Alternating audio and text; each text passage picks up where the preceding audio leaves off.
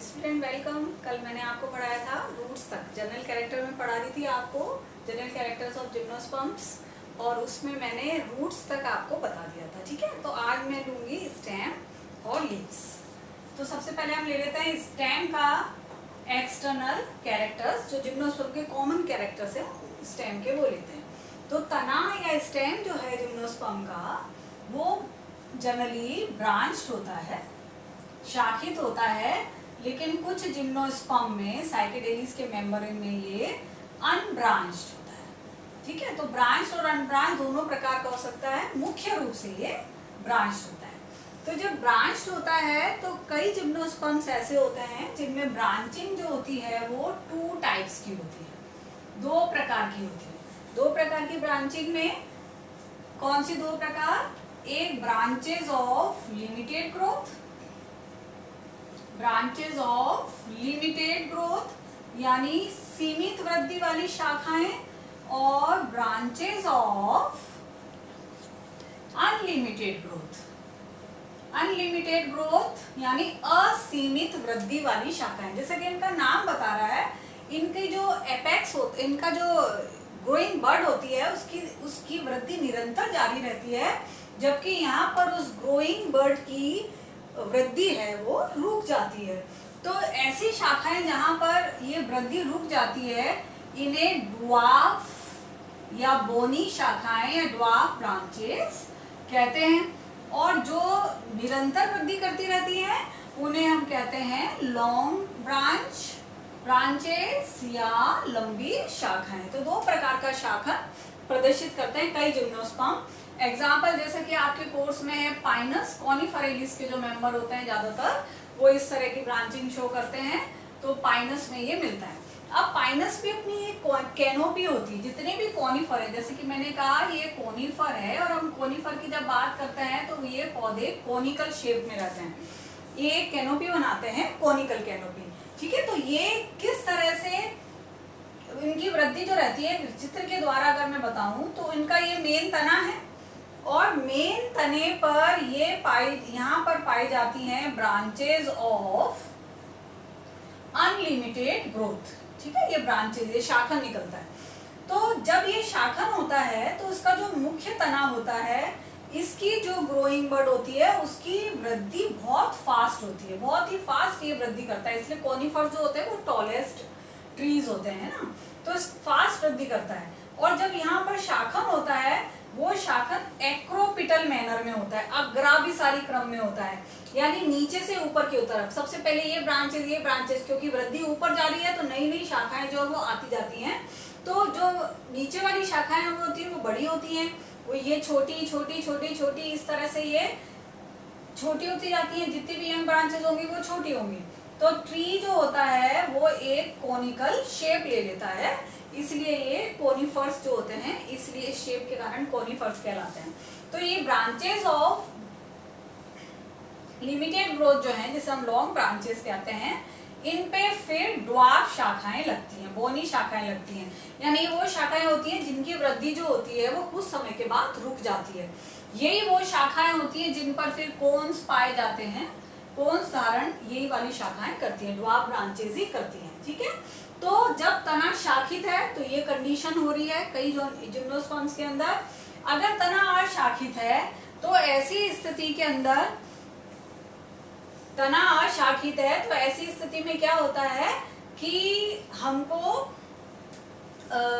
जो ब्रांचेस होते हैं, वो ब्रांचेस जो होते हैं वो उनपे आपको शाखाएं दिखाई नहीं देंगी। ठीक है, तो वो केवल एक मेन तना होगा, और उस तने के शीर्ष पर हमको वहां पर पत्तियां का झुंड दिखाई देगा।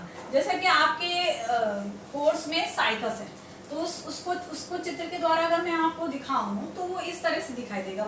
जो अनब्रांच तना होगा ये बिल्कुल इस तरह का मोटा शाखा होगा, क्योंकि इस पर लीफ गिरते चले जाते हैं। तो ऐसे लीफ, जब मैं पूरा साइकस पढ़ाऊंगी आपको तो उसको डिटेल में बताऊंगी, इस पे लीफ स्कार्स पाए जाते हैं, और वो लीफ स्कार्स जो होते हैं उनमें यहाँ पर आप देखोगे तने के शीर्ष पर बड़ी पत्तियां पाई जाती हैं। तो किसी भी प्रकार का कोई शाखन जो होता है वो तने पर नहीं मिलता है, और वो शाखन जो होता है वो ना होने के कारण पत्तियां जो है वो मुकुट के रूप में है ना, मुकुट के रूप में यहाँ पर बड़ी पत्तियां यहाँ पर पाई जाती हैं। तो इस तरह ये अशाखित तना इस प्रकार का होता है। अब तने के बाद हम ले लेते हैं पत्तियां, ठीक है। लीव्स जो होती हैं वो कैसी होती हैं? लीव्स जो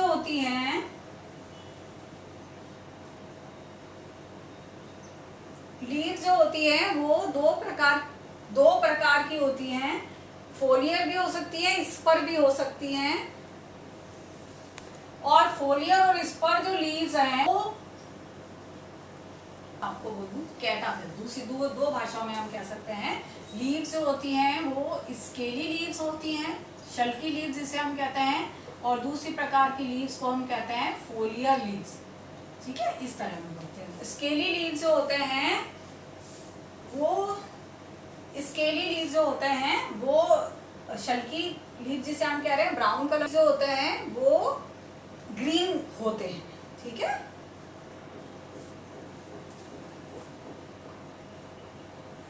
ठीक है, ये शल्की हो गई। और फोलियर लीव्स जो होते हैं ये ग्रीन लीव्स जो होते हैं, जो नॉर्मल लीव्स ये मिलते हैं। तो शल्की लीव्स जो होते हैं उनका क्या कैरेक्टर होता है? वो ब्राउन होते हैं। अब ब्राउन होते हैं तो फोटोसिंथेसिस नहीं करते हैं, तो इनका काम फोटोसिंथेसिस करना नहीं होता। नॉर्मल लीव जो होते हैं वो फोटोसिंथेसिस का काम करते हैं। तो इनका फंक्शन क्या होता है? जनरली जो फोलियर स्केली लीव्स जो होते हैं उनका फंक्शन होता है कि जो भी ग्रोइंग बर्ड्स वगैरह होती हैं उनको ये प्रोटेक्ट करने का काम करते हैं। तो इनका काम मेनली प्रोटेक्शन का रहता है, जबकि फोटोसिंथेसिस या लीव्स का जो नॉर्मल फंक्शन है वो इन फोलियर लीव्स के द्वारा किया जाता है, ठीक है। तो स्केली लीव्स के लिए एक टर्म इस्तेमाल होता है जिसे हम कहते हैं कैटाफिल। 1 मार्क क्वेश्चन बनता है यहाँ पर, कैटाफिल के बारे में पूछा जाता है, व्हाट आर कैटाफिल्स, ठीक है। तो ब्राउन स्केली या शल्की लीव्स जो होते हैं उनको हम कैटाफिल कहते हैं, जो कि फोटोसिंथेसिस का फंक्शन नहीं करते हैं और जिनका काम होता है ग्रोइंग बर्ड्स की रक्षा करना या प्रोटेक्शन करना, ठीक है। तो फोलियर लीव जैसा कि मैंने कहा मेन जो फोटोसिंथेसिस का काम करते हैं। तो जैसे आपके कोर्स में साइकस है ना, तो साइकस के अंदर ये पिनेटली कंपाउंड होते हैं, संयुक्त पिच्छाकार होता है, यानी पर्ण जो है वो पर्णकों में टूट जाती है, संयुक्त पिच्छाकार होते हैं। और जब मैंने आपको टेरिडोफाइट्स बताया था तब ये बताया था कि साइकस की जो यंग लीव्स होती हैं और फर्न की जो यंग लीव्स होती हैं दोनों में एक कॉमन कैरेक्टर होता है कि जब ये यंग होती हैं तो इनमें सर्सिनेट कॉइलिंग किसलय विन्यास पाया जाता है। ये मैंने उस समय भी आपको बताया था। पाइनस आपके कोर्स में है, सिलेबस में है। पाइनस की पत्तियां जो होती हैं वो सुई की आकार की, सुच्चाकार होती है, जिसको हम कहते हैं निडिल कहलाती हैं। जबकि एफेड्रा जो कि आपके सिलेबस में जो तीसरा जिम्नोस्पर्म है, एफेड्रा के अंदर फोलियर लीव्स नहीं मिलती हैं, तना फिलोकेट होता है, फोटोसिंथेसिस का काम करता है, वहां केवल कैटाफिल्स या स्केली लीव्स पाई जाती हैं। फोलियर लीव यंग स्टेज में मिलती है, बाद में वो नष्ट हो जाती हैं और पूरा फोटोसिंथेसिस का काम जो होता है वो तने के द्वारा, इसके स्टेम के द्वारा किया जाता है, इसलिए वो फिलोकेट कहलाता है, ठीक है। तो ये कैरेक्टर्स थे लीव्स के। अभी मैंने आपको रूट, स्टेम और लीव्स के एक्सटर्नल कैरेक्टर्स जो कि जनरल एक कॉमन कैरेक्टर के रूप में जिम्नोस्पर्म के जो होते हैं वो बताया। अब मैं ले लेती हूँ इनके इंटरनल कैरेक्टर्स, ठीक है। इंटरनल कैरेक्टर्स में जो मेन पॉइंट्स हैं उसके बारे में मैं आपको बताऊंगी, और बाकी जब हम जेनरा पढ़ेंगे, जो जीनस पढ़ेंगे, डिटेल में हम तब बताएंगे, ठीक है। तो इंटरनल कैरेक्टर्स में, इंटरनल स्ट्रक्चर में या एनाटॉमी अगर देखते हैं तो सबसे पहले रूट एनाटॉमी देखेंगे। रूट में जो स्ट्रक्चर है, तने और रूट में जो स्ट्रक्चर होता है, सबसे बड़ी बात कि वो डाइकॉट की तरह होते हैं, मोनोकॉट की तरह नहीं होते हैं। तो ग्रुप ऑफ साइंटिस्ट कहते हैं कि जिम्नोस्पर्म जो होते हैं वो डाइकॉट्स की तरह होते हैं। तो डाइकॉट्स में जो वेस्कुलर बंडल रहते हैं वैसे ही वेस्कुलर बंडल यहाँ पर मिलते हैं, वो रेडियल होते हैं, ठीक है। रेडियल वेस्कुलर बंडल होते हैं और ये डाई टू पॉलीआर्च डाई मतलब दो, पॉली मतलब मैनी, दो से लेकर अनेक तक हो सकते हैं। और ये वेस्कुलर बंडल जो होते हैं ये एग्जार्च होते हैं। एग्जार्च टर्मिनोलॉजी मैं आपको क्लास में बता चुकी हूँ। एग्जार्च मतलब बाह्य आदि दारुक। तो ये इनका जो प्रोटोजाइलम होता है वो बाहर की तरफ होता है। ठीक है, तो अगर चित्र बनाए तो चित्र सिंपल सा इस तरह से चित्र बनता है। जाइलम है ये, जाइलम में ये अगर मैं ये पूरा वेस्कुलर बंडल का बीच का भाग बनाती हूँ रूट का, तो जाइलम देन फ्लोएम, ये जाइलम फिर फ्लोएम का पैच, फिर जाइलम फिर फ्लोएम का पैच। ठीक है, तो इस तरह से ये बंडल रेडियल अरिया बंडल क्या होता है, जहाँ जाइलम और फ्लोएम अलग अलग रूट पैचेस में फॉर्म में मिलेंगे। ओके, 1 2 3, 3 यहाँ पर जाइलम है तो condition is called try arch. ठीक है, 2 से ज्यादा है, 3 है तो हम उसको कहेंगे ट्राई आर्च। ओके, और हम इस तरह से बना रहे हैं तो ये कंडीशन इज प्रोटोजाइलम और ये मेटाजाइलम, बड़े वाले ब्रैकेट्स यहाँ पर रहते हैं। तो ये चूंकि प्रोटोजाइलम फेस कर रहा है बाहर पेरिफेरी की तरफ, तो कंडीशन इज कॉल्ड एक्सआर्च। ठीक है, तो रेडियल अरियल, डाई टू पॉलीआर्च, दो से द्वि से अनेक दारुक और भारी आदि दारुक कंडीशन में वेस्कुलर बंडल्स पाए जाते हैं। अब हम ले लेते हैं स्टेम। स्टेम में भी डाइकॉट की तरह के कैरेक्टर्स दिखते हैं। स्टेम की इंटरनल स्ट्रक्चर में वेस्कुलर बंडल होते हैं कंजॉइंट, कोलेटरल, कंजॉइंट होते हैं, कोलेटरल होते हैं,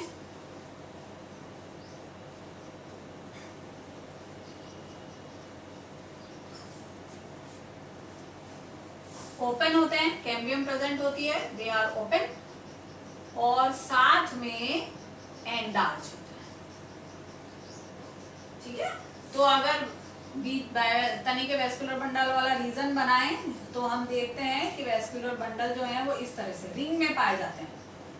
इन रिंग डाइकॉट में मिलते हैं ना रिंग में, जबकि मोनोकॉट के अंदर स्कैटर्ड वेस्कुलर बंडल होते हैं। ठीक है, तो यहाँ पर ये वेस्कुलर बंडल इस तरह से आपको दिखाई देंगे, इन रिंग के अंदर दिखाई देंगे और इस तरह से होंगे। फ्लोएम, जाइलम एंड बीच में कैम्बियम मौजूद है, तो इसमें सेकेंडरी ग्रोथ भी पाई जाती है। ठीक है, फ्लोएम, जाइलम एंड कैम्बियम, और जाइलम का ये प्रोटोजाइलम वाला भाग है और दिस इज मेटाजाइलम वाला भाग।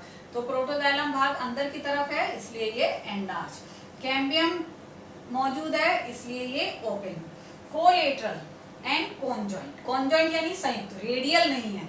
अभी रूट में कैसे थे, जाइलम फ्लोएम अलग अलग थे, यहाँ जहाँ जाइलम के ऊपर फ्लोएम मौजूद है तो कॉल्ड कॉन्जॉइंट साथ में मिल रहे हैं, और कोलेटरल यानी फ्लोएम जो है वो जाइलम के बाहर की तरफ मौजूद है। एक कंडीशन और होती है ना, हम पढ़ते हैं कुकुरबिटेसी फैमिली में, बाइकोलेटरल, जाइलम बीच में होता है और इनर फ्लोएम होता है और आउटर फ्लोएम होता है। ओके, तो ये केवल कोलेटरल होते हैं, यानी फ्लोएम जो होता है वो जाइलम के बाहर की तरफ मौजूद होता है। तो इस तरह से ये कंडीशन। अब मुख्य बात जो कि डाइकोट है तो यहाँ सेकेंडरी ग्रोथ भी कॉमन होती है, तो जिम्नोस्पर्म में सेकेंडरी ग्रोथ पाई जाती है, सेकेंडरी ग्रोथ प्रेजेंट होती है, और ये सेकेंडरी ग्रोथ किसके कारण होती है, कैम्बियम के कारण। कैम्बियम सेकेंडरी ग्रोथ में भाग लेता है और एक्टिव होकर बाहर की तरफ सेकेंडरी फ्लोएम और अंदर की तरफ सेकेंडरी जाइलम का निर्माण करता है। थोड़ा सा अगर कैम्बियम को मैं डिस्क्राइब करूं तो कैम्बियम के अंदर दो प्रकार की कोशिकाएं मिलती हैं, फ्यूजिफॉर्म सेल्स होती हैं और रेस इनिशियल्स होते हैं, रेस सेल्स होती हैं। ठीक है, जो बड़ी कोशिकाएं होती हैं उनको हम कहते हैं फ्यूजिफॉर्म सेल्स। फ्यूजिफॉर्म सेल का काम ही होता है जाइलम एंड सेकेंडरी फ्लोएम का निर्माण करना, और ये जो छोटी कोशिकाएं होती हैं इनको हम कहते हैं रे सेल्स। ये मेडुलरी रेस बनाती हैं। ठीक है, ये मेडुलरी रेस का निर्माण करती हैं। तो इस तरह से ये जब सेकेंडरी ग्रोथ होती है तो कैम्बियम, दोनों वेस्कुलर बंडल के बीच की कोशिकाएं भी एक्टिव होकर कैम्बियम का निर्माण करने लगती हैं, और इस तरह से ये पूरी एक कैम्बियल रिंग का निर्माण हो जाता है। यहाँ पर अंदर की तरफ ये सेकेंडरी जाइलम बनाता है और बाहर की तरफ ये सेकेंडरी फ्लोएम बनाता है। तो इससे क्या होता है, यहाँ पर ये जो जाइलम है ये अंदर की तरफ शिफ्ट हो जाता है और इसकी जगह ले लेता है सेकेंडरी जाइलम। तो ये पूरा एक रिंग बन जाती है, एनुअल रिंग जिसे हम कहते हैं, और इस तरह से ये सेकेंडरी ग्रोथ का निर्माण होता है। अब जो खास बात है जिम्नोस्पर्म की वो ये है कि यहाँ पर सेकेंडरी ग्रोथ के कारण बनने वाला जो वुड होता है, जो कास्ट होता है, वो दो प्रकार से बनता है। वो दो प्रकार का जो कास्ट होता है वो उसको हम कहते हैं पिक्नोजाइलिक वुड और मेनोजाइलिक वुड। ये क्वेश्चन बहुत इंपॉर्टेंट बनता है, कंपैरिजन पूछा जाता है इनका, और इनको अलग अलग डेफिनेशन के फॉर्म में भी पूछा जाता है। पिक्नोजाइलिक को हम कहते हैं घन दारुक, घनी, है ना, जाइलम जहां घना होता है, घन दारुक। और मेनोजाइलिक कहलाता है विरल, लूस। विरल दारुक कास्ट होती है और घन दारुक कास्ट होती है। ठीक है, अब निर्माण कैसे होता है। पिक्नोजाइलिक वुड जो होती है वो सिंगल कैम्बियम की एक्टिविटी से होती है, जबकि मेनोजाइलिक वुड जो होती है वो अनेक वर्ष में जो अलग अलग कैम्बियम बनते हैं उसके कारण होती है। ठीक है, तो घनादिक दारुक और विरल दारुक। अब कैसे बनती है, घन कैसे बनती है, विरल कैसे बनती है। ठीक है, तो यहाँ मैं आपको बताती हूँ। अभी मैंने आपको बताया कि जब कैम्बियम रिंग का निर्माण होता है तो अंदर की तरफ सेकेंडरी जाइलम और बाहर की तरफ सेकेंडरी फ्लोएम का निर्माण होता है। ठीक है, तो ये फर्स्ट ईयर, प्रथम ईयर में। अब ये ऑटम वुड और स्प्रिंग वुड बनती है, इतना डिटेल में यहाँ नहीं बता रही हूँ आपको। ये सेकेंडरी फ्लोएम बना और ये सेकेंडरी जाइलम बनता है। ओके, तो सेकेंडरी फ्लोएम, सेकेंडरी जाइलम। और ये फर्स्ट ईयर हुआ। अब सेकेंड ईयर, द्वितीय वर्ष में जब सेकेंड एनुअल रिंग का निर्माण होगा तो क्या होगा, ये सेम कैम्बियम है, नया कैम्बियम नहीं बनता। और यहाँ पर ये कैम्बियम ने अपनी एक्टिविटी की और वापस सेकेंडरी जाइलम का निर्माण किया। तो चूंकि ये सेकेंडरी जाइलम सेकेंड ईयर में है तो फर्स्ट वाला जाइलम शिफ्ट हो गया, वो नीचे चला गया। जो पहला जाइलम था वो शिफ्ट हो गया क्योंकि इसकी दूसरी एक्टिविटी भी इस तरह। ठीक है, और इसी तरह जब अगर ये तीसरे साल में भी, थर्ड ईयर में जब एक्टिविटी करेगा तो क्या होगा, जो फर्स्ट ईयर वाला जाइलम था वो बिल्कुल नीचे शिफ्ट हो जाएगा, ये सेकेंड ईयर का हो जाएगा और ये थर्ड ईयर का हो जाएगा।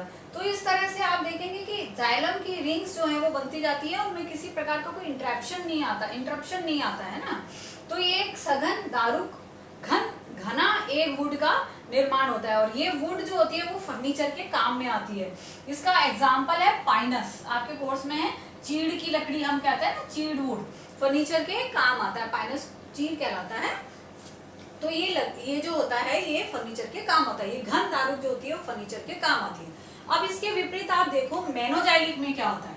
मेनोजाइलिक में कैम्बियम है, फर्स्ट ईयर कैम्बियम ने अपनी एक्टिविटी की और सेकेंडरी जाइलम और ऊपर की तरफ सेकेंडरी फ्लोएम का निर्माण हुआ। ठीक है, अब क्या होगा, इस वुड में, मेनोजाइलिक में कैम्बियम एक ईयर के बाद अपनी एक्टिविटी स्टॉप कर देता है और नेक्स्ट ईयर नया कैम्बियम बनता है। और जब नया कैम्बियम बनता है तो ऐसी स्थिति में क्या होगा, पहला cambium, secondary xylem, secondary phloem, नया cambium, secondary xylem, secondary phloem. अब आप दोनों में अंतर देख पा रहे हो। यहाँ पर जो वुड बनी है उसमें किसी प्रकार का ना तो कैम्बियम दिख रहा है ना फ्लोएम दिख रहा है आपको। और इधर क्या होगा, जैसे थर्ड ईयर में भी पहुंच गया तो वही चीज रहेगी, ये फर्स्ट ईयर वाला सेकेंडरी जाइलम, सेकेंडरी फ्लोएम। तो इंटरप्शन आ गया, नया कैम्बियम भी दिख रहा है, फ्लोएम के भी पैचेस, इसमें फ्लोएम भी दिखता है। तो इस प्रकार का जो वुड होता है वो पोरस वुड होता है और वो सघन नहीं होता, विरल होता है, लूज वुड इसे हमको कहते हैं। और ये वुड फर्नीचर के काम में नहीं आता है। इसका एग्जाम्पल इज साइकस। तो आप मेजर अंतर देख पा रहे हो। ठीक है, तो पिक्नोजाइलिक वुड जो होती है वो एक ही कैम्बियम की एक्टिविटी से हो रही है, तो ऐसे कैम्बियम को हम कहते हैं मोनोजाइलिक। अब दो टर्मिनोलॉजी आप देखो अलग अलग है। मोनोजाइलिक कैम्बियम है, प्रति वर्ष एक ही कैम्बियम अपनी एक्टिविटी दर्शाता है, ठीक है। और मेनोजाइलिक वुड कैसे बन रही है? पॉलीजाइलिक कैम्बियम से। पॉली मतलब मैनी, ठीक है। ये दो तरह से हो गए। Pycnoxylic is would, pycnoxylic would का के लिए इस्तेमाल होगा और मोनोजाइलिक कैम्बियम की एक्टिविटी के इस्तेमाल होगा। मेनोजाइलिक वुड या कास्ट के लिए इस्तेमाल होगा और पॉलीजाइलिक उसके कैम्बियम के लिए, कैम्बियम की एक्टिविटी के लिए। तो पॉली मतलब मैनी कैम्बियम, मैनी कैम्बियम की एक्टिविटी से सेकेंडरी ग्रोथ हो रही है। मोनो मतलब एक ही कैम्बियम की एक्टिविटी से सेकेंडरी ग्रोथ हो रही है, ठीक है। तो मुझे उम्मीद है कि मैं यहाँ पे क्लियर हो गई दोनों टर्मिनोलॉजी के लिए, पिक्नोजाइलिक और मेनोजाइलिक। तो अब हम यहाँ पर इसके बाद स्टेम के इंटरनल स्ट्रक्चर के बाद मैं अब ले लेती हूँ लीफ की इंटरनल स्ट्रक्चर। कुछ लीफ में भी कुछ कैरेक्टरिस्टिक होते हैं। अगर आपको याद हो तो कल मैंने जब जनरल कैरेक्टर शुरू किए थे तब ये बताया था कि जिम्नोस्पर्म जो है वो जीरोफिटिक एडेप्टेशन शो करता है। तो लीव्स जो होती है वो जीरोफिटिक एडेप्टेशन शो करती है। तो लीव्स की इंटरनल स्ट्रक्चर के जो खास बात होगी उनमें संकेन स्टोमेटा पाए जाएंगे। संकेन स्टोमेटा घसे हुए, है ना। एपिडर्मिस के अंदर, एपिडर्मिस में जहाँ स्टोमेटा मिलते हैं तो स्टोमेटा जो होते हैं वो अंदर की तरफ होते हैं, स्टोमेटल कैविटी मिलती है। उसका मेन रीजन ये होता है कि रेट ऑफ ट्रांसपीरेशन को कम करने के लिए, ट्रांसपीरेशन की रेट कम हो जाए, लॉस ऑफ वाटर कम हो जाए। तो संकन स्टोमेटा यहाँ पर पाए जाते हैं। ये इनका एक कैरेक्टरिस्टिक है लीव्स का। और दूसरा कैरेक्टरिस्टिक जो है इनमें प्रेजेंट होता है ट्रांसफ्यूजन टिश्यूज, संचरण उत्तक इनमें हिंदी में हम कहते हैं। ये संचरण उत्तक नाम बता रहा है, ट्रांसलोकेशन के लिए काम आते हैं। क्यों काम आते हैं? क्योंकि जिम्नोस्पर्म्स की लीव्स में यूजुअली मोस्टली लेटरल वेन्स नहीं पाए जाते हैं, पार्श्वीय शिराएं जो होती हैं वो नहीं पाई जाती हैं, ठीक है। तो लीव से पार्श्व शिराओं का क्या काम होता है? मेन शिरा से पार्श्व शिरा ट्रांसलोकेशन का काम करती है ना, पत्ती के किनारों तक भोजन को पहुंचाने का काम करती हैं। तो जब लेटरल वेन्स नहीं पाई जाती हैं तो उनका जो काम है वो किसका होता है? ट्रांसफ्यूजन टिश्यूज का। तो ये एक नंबर का एक क्वेश्चन जो पूछा जाता है, फंक्शन ऑफ ट्रांसफ्यूजन टिश्यूज। क्या फंक्शन है ट्रांसफ्यूजन या संचरण उत्तकों का जिम्नोस्पर्म की पत्तियों में? कि जिम्नोस्पर्म की पत्तियों में पार्श्वीय शिराएं नहीं पाई जाती हैं। तो पार्श्व शिराओं का जो कार्य है lateral translocation of food material का